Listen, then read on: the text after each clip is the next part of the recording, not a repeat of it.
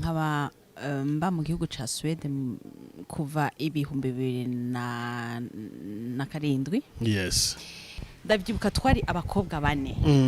Kandi sinavuga ngo tuja muri boîte ngo turiko dukurana n'abahungu tuje no twari abakobwa bane. Yes. Muga tukaryoherwa ko tugiye gutamba.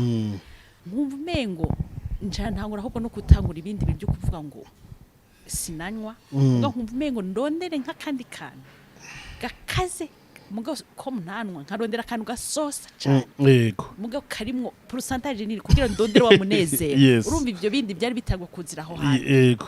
Satana atangwa kunshiramwe ibindi bintu bindi aho hantu. Urumva kakaguru kari gatamikije avant. Mu nyuma karavuye no mu nzu y'Imana kaza kabisa aho hantu sinibuka ngo umunsi w'Imana ni ryari. Numva urumva nja muri kwe ka Satana. Novuga ngo yari umudayimoni yaramboshe yari umudayimoni yakunda gutamba kuko nakunda boîte de nuit cyane. Harageze igihe rero Imana irandambirwa iravuga iti no. Mumva kwa kudatinya icaha wakundana n'abakobwa. Haragera igihe rero nkundana n'umuntu Imana kabisa novuga yuko iyandashwe kuko naciye ntwarinda. Ntwarinda urumva bica bisaba yuko mva hantu narindi kwibana nja kubana n'uwo muntu. Mu nyuma ndahababarira gose kandi atacumbuze umutima urababara. Imana iranyima amahoro mu mutima. Imana inkura umunezero mu mutima wose atacumbuze. Amahera tuyafise byose tuyabifise mugabo amahoro mu mutima aragenda. Umuntu yitwa Israel Mbonyi impamvu ndamu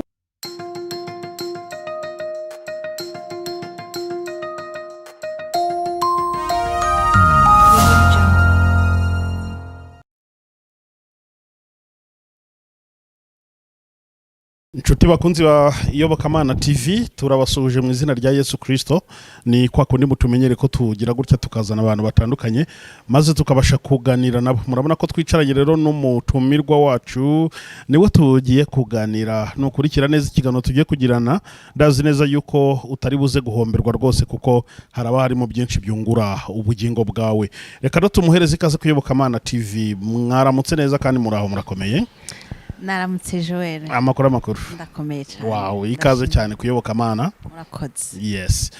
Muratangirana no kwibwira abantu badukurikiye kugira amenye ngo tugiye kubana nande muri iki kiganiro. Urakoze. Amazina yanje nitwa Melyse Irankunda. Ndo Murundi kazi mvuka mu gihugu cy'u Burundi. Nkaba mba mu gihugu ca Swede kuva ibihumbi 2007. Yes. Muri iyi misi ndi mu gihugu cy'u Rwanda niho maze indwi nka zitatu igice. Yego. Okay. Ngira ngo birumvikana ni Melyse niwe tugiye kuganira n'umuririmbyi w'indirimbo zo kuramya no guhimbaza Imana hakaba umuvuga butumwa bwiza bwa Yesu Kristo mu buryo bw'ijambo ry'Imana. N'umuntu ufite rwose ibintu byiza cyane ari buze kutubwira ntabwo uri buze guhomberwa. Uku rero tumusuhuje mu nyemerere namwe mwese tubasuhuza aho muherereye hose. Mu nyemerere duhere cyane hakurya mu gihugu cy'u Burundi Ibujumbura za Gitega n'ahandi hose tuhafite abantu benshi cyane bakurikirana Iyobokamna TV. Tugiye kugana n'umuntu wanyu rero muraza kumva moza cyane gose na byatundi biri buze kugenda neza. Rero ndabasuhuje cyane rero mwabarundi mwebwe mudukurikira mwaba muri mu Rwanda ndetse n'ahandi hose mu bihugu bitandukanye byo kwisi. Tugasuhuza abantu bose badukurikiye bari mu ntara y'amajyepfo n'amajyaruguru iburengerazuba n'iburasirazuba no mu mujyi wa Kigali ndetse tugasuhuza n'abadiaspora muri Sweden aho Melyse atuye. Tuhagira abandi bantu bajya badukurikira bakabitwereka cyane. Tugira abantu ku mugabane wa Amerika muri Canada muri Australia muri Asia ndetse no muri Oceania n'ahandi hose ku birwa bitandukanye. Turabasuhuje cyane mu izina rya Yesu. Wowe uri kureba iki kiganiro ubabaye ukwiye kongera ibihe byo gusenga no kwizera yuko yatabaye abandi nawe izagutabara. Naho wowe wishimye rero ukwiye kujya utabara abandi kuko Yesu ubwe yateruye amagambo arivugira ngo abajyana nawe gutabara abandi nibo bagenda bagabana ku mugisha w'Imana.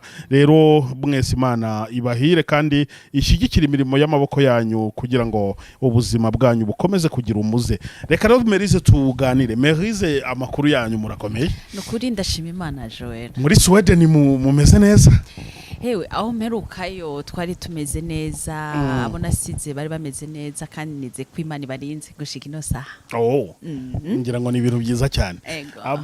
Ariko kuki abanyafrika hari ukuntu dutekereza cyangwa tukagira imyumvire ivuga ngo gukirizwa i Burayi ngo birakomera.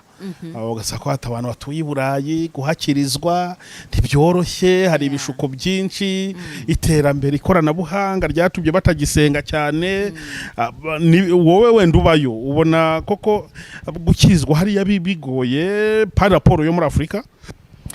Urazi Joel, nibaza yuko gukirizwa mu mahanga muri bijya bihugu by'i Burayi cyangwa muri Amerika nukuri hari gihe nka jewe par exemple nakirijwe hariya mugabo kumva nk'abantu kamengo birabatangaje kumva bavuga ngo gute we washoboye gukirizwa i Burayi ngo tuzi yuko i Burayi abantu bagiye ahubwo n'uwarakijijwe aragwa. Je ndavuga ni nagiriwe ubuntu nakirijwe hariya mugabo ugasanga mugabo nivyo ivyo bavuga nivyo hariho abantu baba baragiye barakijijwe mugabo bashika hariya hariho ibintu byinshi bituma batashobora kubandanya kandi mugakiza. Ugasanga d'abord kubura isengero, kubura aho usengera, kubura abakozi b'Imana, ibyo biri mu bintu bituma beshi bagwa. Donc badashobora kugira ngo bakure mu nzira zabo zagakiza. Mugabo je ndabishimira Imana cyane kuko namenye Imana hariya kandi ndayishimira ko nabandanije nkura mugakiza kandi eko ngira ngo ni ibintu byiza. Eko u Rwanda waruherutsemo mu gihe kingana iki? Nibwo bwa mbere ugeze mu Rwanda muri iyi ncuro haje cyangwa ukiba ni Burundi warusanzwe uza mu Rwanda? Oya mperuka ngaha mu gihugu cy'u Rwanda mu mwaka wa 2014 narahasimbiye ndahaza.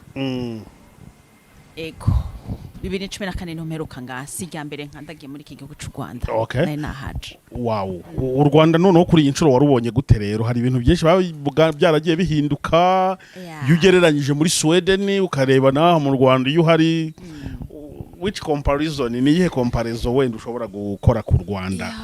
Hariho ubudasa cyane, hariho ubudasa ku buryo novuga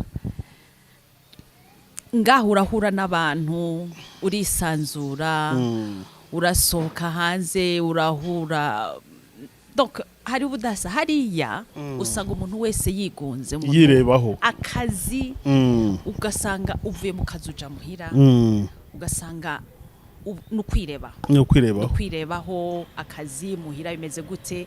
Mugabo ikintu nari nkumbuye n'ukuntu kuja nko muri cafe ugasanga abagenzi bawe muricaye murateye inkuru muri cafe murasangiye ico kintu nende gikumbuye gose. Yego nivyo bintu byanyoheye cyane guhura n'abantu mukicara muganira ama projet yanyu nk'ubu ndi muri iyi projet y'indirimbo ya gospel ugasanga muhuye n'abandi bari muri iyo projet muriko muravugana ingene imirimo ikorwa. Ibyo bintu narabishimye gose. Ni byiza cyane. Okay. Baravuga ngo iyo Imana ishaka gukoresha umuntu ibintu bikomeye ibanza kumunyuza mu bikomeye ikamukomeza kugira ngo azabone uko akomeza abandi. Melyse rero uri kuririmbira Imana turaza kubivugaho wenda ibyo kuririmba. Melyse uri kuririmbira Imana ubu ni muntu ki yabayeho gute? Testimony ye ni yihe? Hari aho yavuye kugira ngo abageze aha ngaha agiye gukorera Imana agiye guhumuriza abantu benshi? Melyse ndi umuntu mfise ubuhamya. Mfise ubuhamya shaka gusangiza abantu, mfise ubuhamya nabonyumviriza numva yuko busha kubafasha. Mfise nguko utanga uvuga uti y'Imana ishaka gukoresha ibikomeye igukoresha igucisha ahakomeye kugira ngo numara gukomera ufashe abari muri ibyo bakomerewe nabo. Nanje nibaza ko naciye muri ibyo bihe bikomeye byo kugira iki na cyane cyane mu nzira y'agakiza kandi bimwe bavuga mu gitabo cy'ivyahishuriwe biri mu gitabo donc ivyahishuriwe Yohana 3:15 havuga ngo kudashushe ngo canke ngo ntukonje ngo ubwo urakazi yazi jere nari muri ubwo buzima wari urakazi wari ushyushye ntiwari ukonje sinari nshushe kandi sinari nkonje rero nari muri ubwo buzima bwo hagati iyo niyo ntahe rero jewe novuga nti shaka gusangiza abantu okay yego wari ukonje gute rero urumva ntiwari ushyushye ntiwari ukonje wari urakazi yazi kandi Yesu yaravuze ngo ubwo udakonje kandi ntubire cyangwa ntushyuhe ati nzakuruka ngira ngo wowe warabyiyaruyemo rero ubu noneho urashyushye mu murimo w'Imana novuga ni ndashusha mu murimo w'Imana nimba narahagurutse nkava mu gihugu ca Swede nkaza ngaha ni kubwico gikorwa nyene cuko mvuga nti novuga nti naravuye muri ubwo buzima bw'akazi yazi naravuye mu buzima bw'akazi yazi kuko urabona narasize akazi abandi bari mu kuja mu vacances bavuga bati tugiye kuryoherwa ariko naje muri iki gihugu kugira ngo nje muri murimo w'Imana mbwire abandi nimba hari abakiri muri ubwo buzima nari mbayemo nanje nari akazi yazi kugira ngo bave muri ubwo buzima batumbere umurongo w'Imana ivyo nivyo naje gusangiza abandi kandi Imana yarandetse novuga ngo Imana yarandetse ngo nce muri ubwo buzima bwo kuba akazi yazi nyene kugira ngo yarizi ko igihe runaka nzobisohokamo nkaba ndi imbere kuduhuye nawe turiko dutagiganira kugira ngo abantu bumve iyi ntahe nico kintu numva shimira Imana cyane ko nashoboye gusohoka muri ubwo buzima bw'akazi yazi ego umuntu wese uri kureba kino kiganiro arimo aravuga ati Melyse yarameze gute yarabayeho mu buhe buzima arashaka kumva urambura nyine intahe yawe cyangwa ubuhamya bwawe kugira ngo bufashe n'abandi baba bameze nkawe cyangwa baba nabo bibaza uko bazabisohokamo uraza kubarangira inzira nziza y'uburyo wabashije noneho kubisohokamo ukaba ukiyegurira gukorera Imana ego urakoze urumva navukiye mu gihugu cy'u Burundi hanyuma umuryango wanje ntiwari sinovuga ngo bari bakijijwe cyangwa ngo bari abavyeyi banje barabapagani maze kuja muri age ya adolescence ukuntu mvuga nti hari ukuntu wumva umengo urahinduza uvuga uti reka nje gusengera mu bakizwa mu bwoko gusengera mu bakizwa narabijamwo nkumva mfise ikintu kinkwegera kuja gusengera mu bakizwa hari ama eglise menshi urumva nari nkiri muto hari za mu Burundi niba ari abantu bahazi hari ama eglise za eglise vivante za Minevame za Bomberge nkumva zose nozihe turandazijamwe kuzisengeramwo kandi nkajayo nta kintu na kimwe nkuyemwo mugabo nkaca nkunda cyane no kuja donc nkakunda isi nkakunda boîte de nuit donc ikintu numva ko cari kimboshe novuga ngo yari umudayimoni yaramboshe yari umudayimoni yakunda gutamba kuko nakunda boîte de nuit cyane aho hantu niho nari mbohewe sinanwa inzoga sinagira iki numva ahantu nari mbohewe cyane cyari ukuntu kuja gutamba muri boîte nkava gutamba mu nzu y'Imana gaca gutamba muri boîte de nuit ndavyuka yuko hari n'igihe nahora nsiga ngoroye ikanzu yanje nziza avuga nti ndagiye gutamba kwa David hari ahantu bagira muri louange kaca shika nambara nja muri boîte de nuit ivyo bintu rero urumva ko bitari bibereye umuntu vyitwa ngo n'umukristo mugabo je urumva nari nkiri muri bya byo kuvuga ngo nagendera mu Kigali mwe byo ugendera mu Kigali kuko waja gusenga mugabo nkumva n'ijambo bavuze rikubita nko kuri twa ntiginjira mu matwi wamengo hari ikintu c'igitambara kiri mu maso nkumva ahubwo nijwi rimbwira ngo Melyse uzoja gusenga niba kubwira protocole niba kubwira iki mugabo hari ikintu numva ijwi riguma rimbaza mugabo umubatizo no warabatijwe uri umwana igihe wari umwana warabatijwe ico kintu kigafunga ukamengo bo naragira ndetse n'aba copain aho narakundana kandi ibyo byose naho peut-être sinotinya kubivuga warashobora kugwa mu caha mugabo nubwo wakigwa ukumva umengo nta kintu kikwagiriza kwakoze icaha nkumva umengo iryo jwi nta jwi riri muri je rinyakiza ngo Melyse wakoze icaha kuja gutamba nkumva umengo wamengo sinzi kandi ikintu mbona nuko hari abakristo benshi bameze uko kandi uko kuntu iyo utaragirwa amahirwe ngo Imana igukura aho hantu ubona umengo hari ikintu cy'igitambara kiri mu maso ico gitambara kitaravako ntumenya ivyo urimo narabibandanya nkaja gutamba nkumva ko ngiye kuja gutamba mu nzu y'Imana nkumva no muri boîte naho nyene haryoshe ku buryo ndavyibuka twari abakobwa bane kandi sinavuga ngo tuja muri boîte ngo turiko dukurana n'abahungu tuje no twari abakobwa bane muga tukaryoherwa ko tugiye gutamba mugashimira Imana yuko abo bantu umwe yaramaze gusengerwa n'umupasteur reka nanje aho ngeze nanje ndiko ndabwira abandi hari n'undi donc Imana yarabaduhamagara abahehe uwo mupasteur ari mu Burundi wow ni byiza cyane yarasengewe mugabo twara abantu tuboshwe cyane tuhewe mukunda boîte cyane ku buryo twashobora kwinjira dufise amahera tutayafise bari batuzi baratureka bati ni mwinjire twe turabazi rero ico kintu ndagishimira Imana cyane aho hantu niho nari mbohewe mugabo rero urumva ni muri Yeremiya haravuga ngo ukira urusoro mu nda yanyu ntaranavugira iki nari naragutoranije je nibaza yuko Imana yari yarantoranije kuko ivyo bintu byose Imana ndetse ngo ncemwo hari ikintu yari ivuze ati Melyse wenzo gukoresha igihe kimwe nibuka yuko ubwo buzima narabubayemwo gutyo mu Burundi ndabikuramwo nkunda boîte cagitamba kiri mu maso ntabona ko ndi mu caha ntabona ko ndi mva gutambira umwami w'abami kaja gutambira umwami w'umwijima haragera igere nca ndava mu Burundi ndabibandanya no muri Swede uko gutambikiza ukuguru kumwe mu isi ukuguru kundi mu Mana ndabibandanya mugabo urumva hariho ubudasa hanze no muri Afrika muri Afrika umva na ma-église ni menshi mugabo muri Europe naho nibyo uza wumva ngo muri hari igikorane ukarihitike ya train ukajayo mugabo ukagenda n'ubu cagitambara nturabona icukuramo nta na verse uziyo muri Bible kuko jico gese nasoma Bible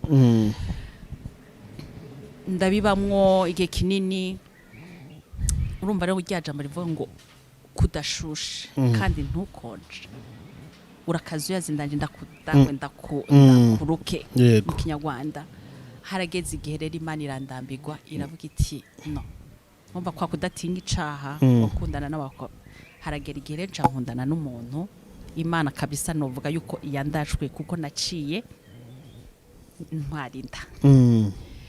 ntwarinda urumva bica bisaba yuko mva hantu narindi kwibanja kubana n'uwo muntu n'uwo wayiguteye novuga rero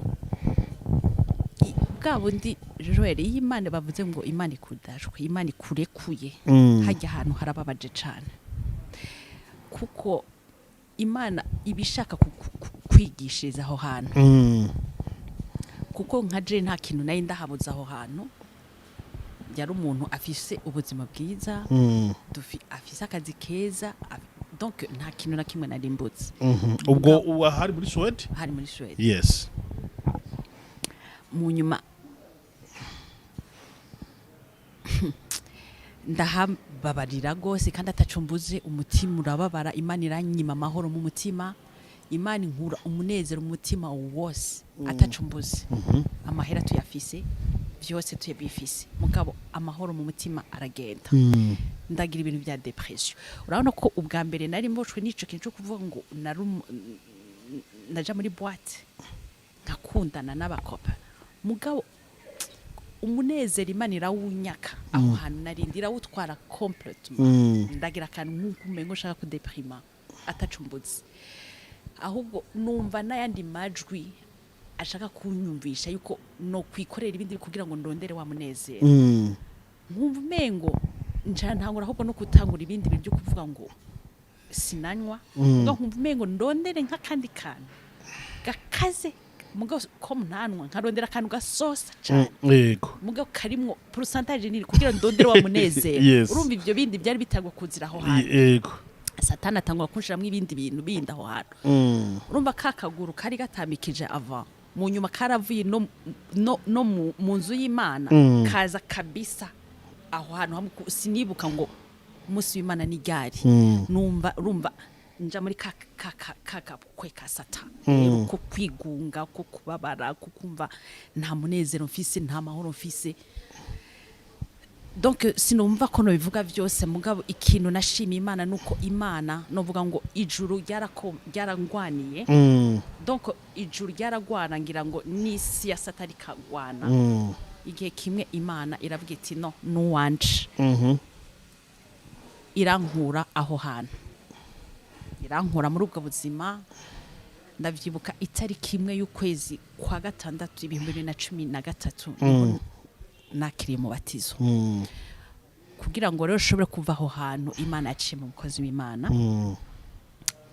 arambwira arandondera biciye ku muntu w'umugenzi aba muri Canada arambwira ati Melyse hari umuntu w'umukozi w'Imana yambwiye ngo aragushaka ari message kubera rero nari maze gushishwa n'ubuzima kavuga nti noje nabandi bantu avuga nti no numukozi numvise ko ari umukozi w'Imana no muri ico gihe nari ndimo numva ngize iyo shaka yuko umwaka ndavuga n'umukozi w'Imana reka ndamwakira arambarira ati Imana yakunyeretse ndi ku musozi inyereka iyo sura yawe irambarira ngo ndakubwire aho hantu sahawe kandi iraje kugutabara yego ico si kibanza cyawe umukozi w'Imana uri umuntu yatoranije iraje kugutabara mugabo mejeje kumva iryo jwi sinari nzi ngo Imana ivuga ko urumva ko jewe nta kintu c'Imana narizi numvise nkijwe mu mutima rimbaza ngo Melyse uwo mwanya wopfa ikibanza cawe niki uwo mwanya nyene upfuye wewe ni ijuru cyangwa n'umuriro ubwo nyene numvise iryo jwi numva sensation muri jewe kwa kundi y'umuntu ashize n'urutoke kuri cuisiniere uvyumvira ha numva ubwo ndavuga nti no mana sishaka umuriro shaka ijuru numva ryajwe iragarutse ngo ushaka ijuru rikorere Joel kuva ico gihe niko kubohoka kwanje kwatangwa ubwo hari nko mu mwaka hari mu mwaka wa 2013 2013 sinasubiriye naciye nguma mfashe ico kinje kuvuga Imana imbwiye ndondera ijuru nkorera ijuru nca ntangurira ngaho rero sinasubiye gusubira inyuma eko okay ubu ratangiye rero nyuma yo kumva iryo jwi hari ukuntu wenda umuntu yarafite wayikundiraga boîte ukora n'ibindi byaha nyine urakazuyaza iryo jwi ryonyine nicyo kintu cyagushoboje guhita ubyiyaruramo direct biranagukundira ntiwigeze wenda usubira inyuma ntiwigeze ucika intege wahise ukomerezaho na n'ubu ngubu ko urashikama hewe iryo jwi kumva iryo jwi rimbajije ngo uyu mwanya upfuye ikibanza cyawe niki numvise numva ubwo bubabare uwo mwanya haraje ico kintu mu mutwe wanje numva urutoke kuri cuisiniere numva mu bwongo niho numva ububabare numva ubwo mvuga ni no nta muriro nkeneye ijuru no kumva ngo nimba ukeneye ijuru rikorere nca numva ndahindukiye ofete umengo nibitekerezo byanje byahindutse complètement numva mbaye undi muntu mushasha numva umengo ndakanuye karwa mengo ndasinziriye naciye nkanura ndavuga ni reka sinkeneye ijuru jewe reka nkorera iryo sinkeneye umuriro reka nkorera iryo juru yego bica biva ngaho rero yego ni ryari wamenye yuko muri wowe harimo umuhamagaro wo kuzaba umukozi w'Imana mu buryo bwo kuririmba nivuga butumwa ni ryari wabisobanukiwe urazi ryari nabisobanukiwe nuko naciye shirigwamwo inyota ofete maze kuva muri ubwo buzima bwo kuba akazuyazi gutyo bwo kuva kwivanga no kugira iki naciye ngira umutwaro numvise Imana ishizamwo umutwaro Imana yashizamwo umutwaro wo kudasubira yashizamwo umutwaro nkumva ndababajwe n'abantu bari muri ubwo buzima nari mbaye nkumva ikintu cyose ndiko ndagira ndiko shaka kugira ubuzima nari ndimwo nihagira abandi bantu babubamo nkumva mfise uwo mutwaro nkumva mfise ico kintu nkumva n'indirimbo z'abandi bahanze ndiko ndumviriza nkumva indirimbo yose iri mu ico kintu cyo kuvuga abantu ngo nibivange iyo ndirimbo ikaca intusha iyo ndirimbo ikaca inkora ko gose kaca numva avuga nti Imana yanyujije muri ibi bintu kugira ngo nanje nze mburira abantu nca ndabigira umutwaro indirimbo zikiduduburiza muri jewe indirimbo z'abandi bahanze zikankora ko nanje zanje nkumva ndagirirwa amahishurirwa yo kumva yuko izo ndirimbo d'abord zikaba ziri mu mutima ntaramenya ico nzokora aho sinari bwagire n'umuhamagaro kuvuga ngo nzoririmba gusa naguma afise uwo mutwaro kuvuga nti Imana gute abandi bantu bariko barahonera muri ubu buzima nari ndimo bafise ico gitako nkumva ngize d'abord ishavu rya Satani naciye ngira ifuhe cyane rya Satani ingene ariko arafunga abantu ingene abantu bari mu nzu y'Imana umugabo yabafunze igitambara mu maso akabahumya ntibabona ivyo barimo ncangirira rero ifuhe cyane Sata kuri ubwo kintu nca numva rero ko uwo n'umuhamagara Imana yashize muri jewe. Wow, yego. Umuntu w'urwaruka uri kureba kino kiganiro ni umukobwa ni umusore yabaswe n'ibiyobyabwenge cyangwa gukunda amabuwate ingeso zitari nziza nyamara kandi afite umutima wo kuba yabivamo aranabitekereza cyane pe yewe hari n'igihe yicara akarira akavuga atari ko Mana ubu nzabigenza gute mfata icyemezo ngashaka gukora ibyiza ibi bikantanga imbere nihe niki wamubwira kugira ngo abe yashobora kuva mu kazu yaza gakizwa neza gashikama yakora iki uko byagenda kose nubwo Imana ariyo ihamagara umuntu ikamukura mu bintu bibi ariko hari n'icyemezo personnel umuntu yifatira kuba warabishoboye wowe niki wabwira abo byananiye burwaruka ikintu nobwira abo bantu donc bari muri ibyo bintu cyane cyane abo bantu bumva yuko bakiboshwe hari ikintu donc urazi Joe Imana yampishuriye ibintu byinshi muri ico gihe yampishuriye cyane cyane hari gihe nibuka ko nari mu gihe cy'amasengesho numva Imana irambwiye ngo ni wibande cyane mu gitabo cyo kuvayo yego igitabo cyo kuvayo irampishurira nyereka uburyo Farao atashaka kurekura ubwoko bw'Imana yarababarira kanegosia na Mose akavuga ati ni mugende mwebwe abagabo abana basigare ni mugende amashanya asigare Farao ntigera ashaka yuko abana b'Imana abisirayeli bagenda complete yaguma ashaka bagume hagufi donc Imana imishurira yuko n'abakristo bakino gihe Satani ntashaka yuko binjira mu Mana complete ishaka ahubwo bagume ukuguru kumwe babone ko bari mu nzu y'Imana mugabo habe hari ikindi kintu kikibaboshe aha bashakira hose ugasanga umuntu arakije mu gace afise envie y'ubusambanyi donc Satana amukoresha hashaka nibaza yuko hariho ivyiringiro kuko ni ijambo ry'Imana avuga ngo donc nimwanyambaza nimwampamagara nanje nzobatabara kandi aravuga ngo nimuze barushe n'abaremerewe ndahari kugira ndabaruhure uwo muntu rero yo bazi yuko ati kikintu kirananiye nafukame asaba Imana aririra Imana takira Imana ati Imana ntabara muri ibi ntabara ndashaka Imana iramwumva iramutabara kuko ijuru ntiri neze no kubona abana bayo bariko barajuragirika nibaza yuko Imana uyitakambiye irakubohora kandi iyo migozi gacika uwo munyororo ukubosha ugacika. Melyse mu wuhe mwaka yatangiye kwandika indirimbo ye ya mbere cyangwa yinjiye mu muziki official yinjiye muri ryari amaze imyaka ingahe ari umuririmbyi mbere yuko wenda tuvuga kuri content y'indirimbo reka tubanze tumenye igihe noneho sasa rero yinjire mu muhamagaro wo kumva ko agiye kuba umuririmbyi w'indirimbo zo kuramya no guhimbaza Imana. Urakoze au fait ibintu byo kuvuga ngo kuririmba cyangwa ngo kuba indirimbo zo guhimbaza Imana cyangwa gospel ntabyo narinzi ko nzobikora byabirimo gusa kubera ko iyo message umva Imana yari yarampaye kuko Imana yarampaye iyo message nyine umva ndiko ndakubwira yo kubwira abantu ndetse iyita ngo ubuhamya bwanje kubohoka kwanje ubuhamya bwanje kubohoka kwanje my testimony my deliverance. Wow. Iyo niyo iryo zina sinaje nagihaye naryumvise uko nyene inspiration y'Imana. Iyo rero niyo nyigisho Imana yampaye umva nakubwira yuko yanyereka abantu batatu Imana ikanyereka deep nyene ndayigisha ikanyereka umuntu umwe wese ngenda muvuga ko ikanyereka n'ivyanditswe.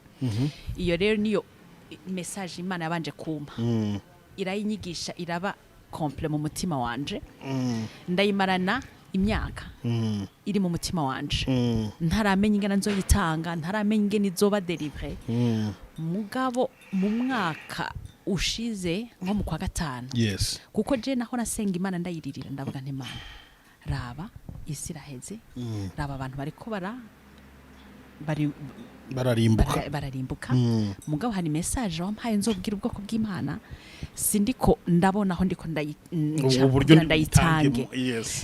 Joera nararira nkavuga nti Imana none Yesu yogaruka abantu bakaribwa ntayigeze ndayivuga wovuga ngo naragavye kwivuga kandi je ndi tayari kwivuga mugabo ncehe ibyo rero bikamvuna mugabo mu mwaka ushize natangwe kumva ijwi mu mutima wanje rivuga ngo igihe niki nkumva igihe niki nkumva umukozi w'Imana wese yigishije ndamwumvirije atanze ijambo rivuga muri ico kintu igihe niki nkumva umenga ariko abwira jewe igihe cawe niki nkumva umengo nkumva hari ibintu bitanga gukoreka kwigihe cyane kigeze cyo kuvuga ya message maze urumva ko nakubwiye ubwa mbere gitangwa ko Imana yashizemwe uwo mutwaro nkumva n'indirimbo z'abantu nkumva naje harimwo na inspiration y'indirimbo zivuga uko kuntu zo kutabakaza yazo kugira iki ndabigumana muri jewe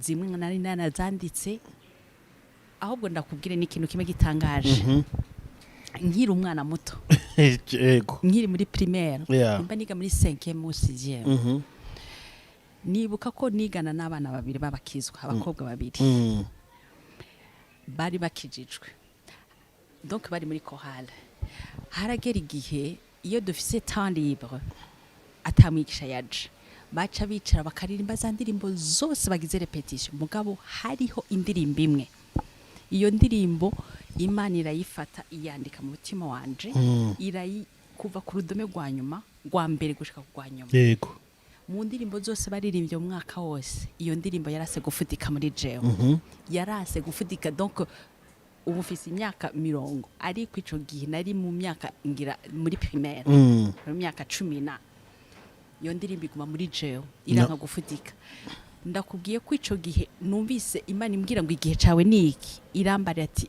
ngira ndakwereka urufunguruzo ruzo gutuma ya message yawe ba deliver fata za ndirimbo zose ufata na ndirimbo nabika mu mutima wawe uyishire muri izo ndirimbo nizo zizoba urufunguzo rwivuga butuma yawe. Amen. Ivyo bitangura mu kwezi kwa gatanu ku mwaka ushize niho natanguye kumva yuko ngiwe ngo fata za ndirimbo zose fata na ya ndirimbo nabika mu mutima wawe uzikore Imana icinyohereza umuntu amfasha izo ndirimbo nazikora ndi muri Sweden ari muri Nairobi nkamurungikira indirimbo nawe akazironderera melody akazikora tugakorabora nkazirihana nabona ingena bintwara amahera nkumva Imana iravuze ngo no nakubwiye zikore nije nabigutumye ndazikora mu kwezi kwa12 Imana irambarira ngo shaka ko ziherana na December 2020 nzo gutuma ibindi ndazikora zari zingaho ubwo zari zitandatu harimo na yandirimbo wumva nari muri primaire zose zirasohoka nubwo nazikora umva cari gihe ca corona yari tanguye umwaka ushize iribaye nyinshi mu gihugu cyo hanze donc muri Europe yari nyinshi mugabo ndakwa ibintu byo kuvuga ngo nindeke kugenda kubera hari corona nitwaza corona mugabo Imana iravuga ati utegezwa kugenda nzokurinda nzokuba nta kintu na kimwe uzoba ku buryo yarandinze na corona ku kazi ico gihe nurira indege kwa gatanu donc kuwa mbere kumbe corona yateye ku kazi numva ijwi rimbwira ngo ntuve ngama kumusuzurira indege ugenda je nkibaza nti Imana ku kazi baravuga bati kuko umushefu wanje yari yanyimye konje y'ukwezi amikonje indwi zibiri ndavuga nti Imana nintaja ku kazi umushefu aravuga ngo ushatse kwiyongerera indindwi ndaniga n'iryo jwi nkafata telefone ngo ndababwire bikanka munyu iryo jwi rirangondoza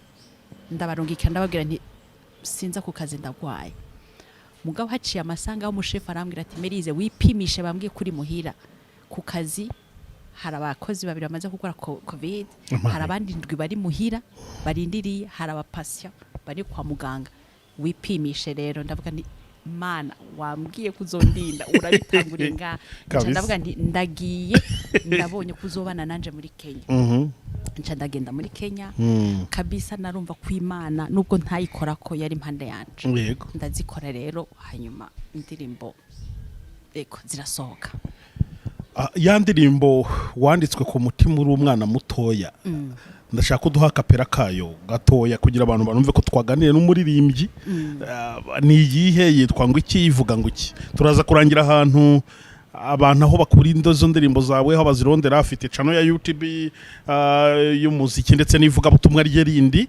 izajya ikunda kubiriho ibiganiro byiza cyane biri muri topic yitwa My Testimony My Deliverance ni ibintu byiza cyane turi buze kuyipininga munsi y'iki kiganiro ariko turanayibwira abantu mu kanya ariko wenda aratwa kapera gato k'indirimbo wenda ye cyane cyane yo yanditswe ku mutima akiri umwana mutoya yego akoze iyo ndirimbo iravuga ngo Bw'ikigiha abantu benshi barihenda bakibwira yuko ari abana b'Imana ijoro ryagera bagenda binyegeje bagakora ibyaha byinshi bihishije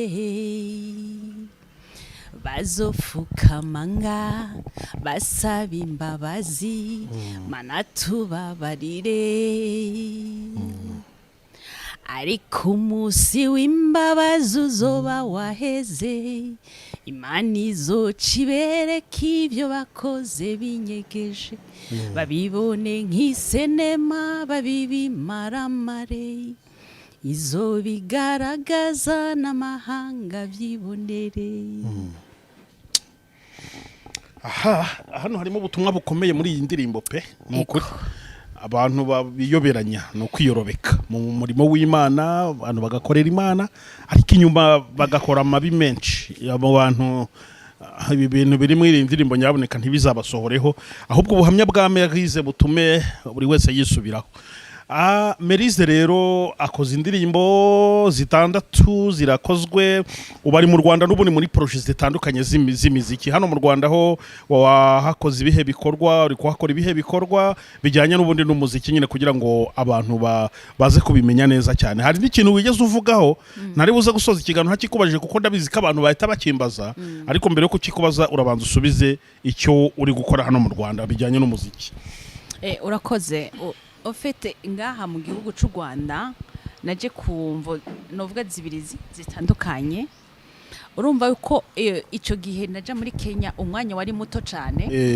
wari muto hanyuma izo ndirimbo ndazikora nihuta hari zashoye gukorerwa amashusho zibiri zikuri YouTube yanje Melyse Irankunda hanyuma amashusho yafatiye hano nafatiye muri Kenya yego mugabo rero ko hari indirimbo zitafashwe neza kubera umwanya wari muto za mu buryo bwa audio ego rero naciye mvuga ntireka mfata umwanya nzi ngaha mu gihugu cy'u Rwanda ndazi ko babikora neza naje rero guheraheza indirimbo zanje zimwe ndazikorera amashusho izindi ndaziririmbe kandi kugira zisoke neza zimeze neza no kugira ngo nyene ngirana ibiganiro namwe abantu bashoboye gukurikira bumve Melyse ndi wico namagariwe no kugira ngo bashoboye gukurikirana ibiganiro byanje bizoca kuri YouTube biri muri iyo message yitwa My Testimony My Deliverance. Wow.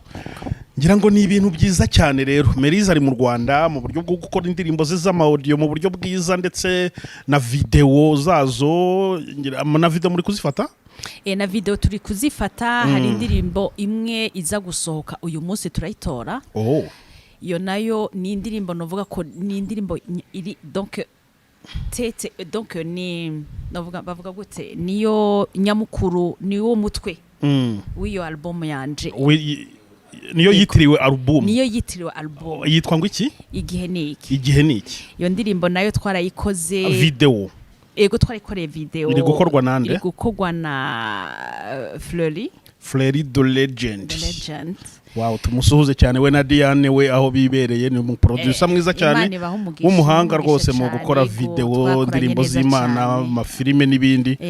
Fleury the Legend turagusuhuje cyane Nchangirirwa amahirwe kubwo kuba narakunda umuhanzi yitwa Gabi Irene Kamanzi. Niwe twaciye dukorana iyo ndirimbo kuko muri make nayo nashatse mvuga nti ndashaka twakoranye nk'umuntu ashaka kunkoncinga kugira amfashe ingene iyo ndirimbo yosohoka neza. Yaramfashije kandi ahari ndavuze nti Imana muhumugisha Gabi. Wow, umukundira iki? Wamukundiye iki? N'umuhanzi yicishije bugufi, n'umuhanzi ku kintu cyitwa gospel agifise ku mutima, agikora kivuye ku mutima. Yaratanze umwanya wiwe aramfasha, turakorana iyo ndirimbo no kuri Imana muhumugisha. Rero iyo ndirimbo nigiye gusohoka. Ego hakaba n'indi tugomba kuzokorera nyene amashusho kuwa gatandatu. Iyo nayo ni indirimbo worship. Nayo niyo tutaye twakoreye amashusho meza turi muri Kenya, ariko ubu tugomba tuyikorera twayikorera amashusho donc audio nziza tuyikorera n'amasanamu. Ego nayo izosohoka mugabo nibaza ko izosohoka naramaze kuja muri Sweden. Hanyuma tuyikorera ama promotion turi hariya. Ego ngira ngo birumvikana cyane. Melyse afite ukuntu akurikirana abaririmbyi b'indirimbo zo kuramya no guhimbaza Imana bari hano mu Rwanda batandukanye cyane cyane ngo mugwa ku mutima ni Gabi Irene Kamanzi ngo kubwo guca bugufi kwiwe no kuba afite gospel ku mutima nyine nkuko Melyse yararimo abivuga. Ariko hari n'abandi bahanze ukurikira hano ukunda bandi hano mu Rwanda ukunda gukurikira kumva ibihangano byabo. Birumvikana ko ubutavuga yuko utamukunda ntibivuze ko umwanze, ahubwo hari de preference nicyo mbavuze. Ni bandi ujye ukurikira ibihangano byabo hano mu Rwanda? Urakoze hewe kumbaza ico kintu. Umuntu yitwa Israel Mbonyi impamvu ndamukunze cyane ahari hose Imana muhumugisha. Indirimbo ziwe hari indirimbo yashiramo nkazasanga ziri muri yantoze ya muhamagaro wanje. Ngo wigihe niki ngo mwiyamburi ubwirabure. Zijya narazikoreye ama audio cyane, narazikoreye ama audio. Israel indirimbo ziwe nyinshi narazikoremwa ama audio donc yivuga butumwa. Donc kuko mbere naratanga audio, natanga ubutumwa nyene bw'izo ndirimbo. Narakoze mu indirimbo cyane, donc narakoze mwo ubutumwa mu ndirimbo za Israel cyane. Donc Imana muhumugisha ndamukunda cyane. Agira inspiration y'Imana indirimbo. Hari n'abandi harabaririmba indirimbo zivuga ngo ci kamwo naho narahakuye El Shaddai kwa ministry cyane muri iyo ndirimbo mu nyanja ubwoko bw'Imana bwambo mvi nyuma Farao. Urumva Satana atwoma inyuma ariwe Farao yomi nyuma ubwoko bw'Abanyisrael. Donc hariho abantu banyespira cyane mu ndirimbo bakorera ngaha mu Rwanda, n'abandi benshi ntavuze mugabo ndabakunda. Imana bahumugisha bose. Mu gihe umaze hano kuki ugiye kuzagenda Israel Mbonyi mutabonanye kandi umukunda ntabwo wabashe kumukontakita wenda? Imana inkoreye ubuntu nkamubona nukuri novuga nti Mana ungiriye ikintu cyiza nifuza kumubona. Mugabo nibaza ko bitakuze ko ndamubona. Naragerageza nkabariza nk'abantu ni Israel bakavuga Israel biragoye kumubona, ndavuga ni nakundi mugabo binkundiye kumubona nabyari kunyohera cyane. Mugabo hari yumve ngo Imana muhumugisha. Ukurikije uko umubona ngo ndavuga Israel Mbonyi, ni ubuhe butumwa wamuheza kubw'umurimo w'Imana akora? Imana ibandanye mukoresha kuko Israel indirimbo atanga zuzuyemwo zirimo message ikomeye cyane. Zirimo message aragira inspiration y'ijambo donc y'indirimbo ata inspiration agira mu ndirimbo yandika nukuri aba Imana imuhaye message nukuri niko nico ndamukundira indirimbo ziwe cyane zirimwe amavuta zirimwe inyigisho eko ngira ngo birumvikana cyane. Melyse turimo kuza kugana ku musozo, hari ikintu wigeze uvugaho muri testimony ariko urakirenga, ariko umuntu ndabizi ubwo abantu bakurikira Iyobokamana TV tuba tumaze kumenyerana. Iyo nkoze interview wenda sinkore suivi neza uburyo bansubiza inyuma, ariko wa muntu kuki yaducitse atatubwiye aka kantu kakadusobanurira. Wavuze yuko muri cya gihe cyo kuba kazuyazi bigeze bagutera inda ndetse bituma ufata umwanzuro wo kujya kubana n'umuntu wayiguteye. N'ubu ngubu muracyari kumwe, waje kuvayo, uri single mom, sorry, uri married, how about that? Abantu bariko iki kiganiro ntabwo babura kubimbaza ndamutse ntabikubajije. Yes. Ego. Okay, ico gihe Imana ingendereye. Yes. Ico gihe Imana ingendereye ikavuga iti aho hantu donc ubwo buzima urimo sibwo, nari nakurekuye gato. Mugabo ngira kuko n'ijambo ry'Imana rivuga ngo mbaye ndabareka gato, ariko nzabagarukaho mfite ubuntu bwinshi nibambe. Yes, nibambe. Rero narumva abantu baguma bambwira ngo Melyse umukozi w'Imana, Melyse wakijijwe, Melyse wabaye undi muntu. Aho hantu uri umuco n'umwiza ntibijana kuko yarakijijwe ntiyari yemera Imana. Yeah. Ana mariage mwakoze? Yes. Umuco n'umwiza ntibibana. Twavuga n'abakozi bakambwira bakabimpanurira ahantu uri siho, mugabo nkumva jewe nkababwira nti ndabizi, mugabo ndarindira Imana izambwire nanje. Ndabizi ndarindire. Ico gihe umwana yarakiri muto, yaragifise imyaka 3. Nkumva ndacafise akantu kubwo muri jewe, sinumva ingena vyogenda ngiye n'umwana, mugabo nkumva to bizoba ariko ndindiriye Imana. Ako kantu kubwoba kari karimwo cane, ngera nzokwibana gute umwana muto. Mugabo shima Imana yuko igihe kimwe numvise ijwi ry'Imana, hari akantu kipashije mu nzu hagati ya twebwe nawe. Ako kantu aravuga ijambo, iryo jambo oriyo yo kumbabaza, numva agatwenge, umunezero uri deep mu mutima, numva agatwenge ndatwenze, numva ijwi rirambwiye ngo wumvise igihe cawe niki cyo gusohoka. Okay. Nshanda bifata bwa bwoba buragenda complètement, buragenda ahubwo ngira umunezero kumva ndavuye ahantu. Nawe kuko d'abord maze gukizwa yarambonye mwundi muntu, yarantinye, yarabonye ko naba nicaye mvuga n'umuntu nkikubita hasi, mwuka w'Imana kibaza nibikibe. Donc yarambonye mwundi muntu, yarambonye mwindi shusho, yabonye mwukinde ku buryo agira ubwoba. Rero numvise iryo jwi rivuga ngo wumvise igihe cawe niki. Umva ngo sinarinzi ngo njahe, narinzi ngo mbahe, mugabo Imana irafixa. Ubu munsi nari nkiri umunyeshuri, nariga muri kaminuza. Nariga ego nayiga hariya. Mu nyuma nja ku ishuri nca ahantu ndabwira umuntu, hari umuntu yari mu assistant wanje, yarazi ingena bimeze mu rugo iwanje. Ndamubwira nti ndashaka nufashe kurondera inzu. Sinamubwira detail. Muko uwo mwanya nasohotse muri ibyo biro, inzu ibonetse. Inzira ahantu ngira kugira iyo quartier, kugira ushaka kuronka iyo nzu washaka kuba uja ku murongo, kuko hariya uriyandikisha ukaja hariya amapoint urinda kuronka kugira ngo uronke inzu. Muga Imana irayimpa uwo munsi nyene ukurikira, inzu nini, inzu ira ahantu.